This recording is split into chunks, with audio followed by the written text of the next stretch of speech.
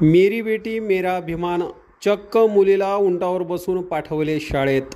बेटी बचाओ बेटी पढाओ याची परिचिती खामगाव येथील एका पालकाने दिली। आपल्या मुलीला शाळेत पाठवताना शाळेच्या पहिल्याच दिवशी मुलीला चक्क उंटावर बसवून मोठ्या उत्साहात शाळा गाठली आणि शाळेत प्रवेश केला। उन्हाळ्याची सुट्टी संपल्यानंतर नवीन सत्राला सुरुवात झाली असून खामगाव ते लायन्स ज्ञानपीठ मध्ये नवीन सत्राला सुरुवात झाली।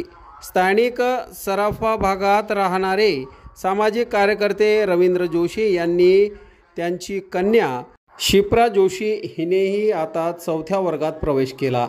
मात्र आता शाळेत जाताना शाळेचा पहिला दिवस होता।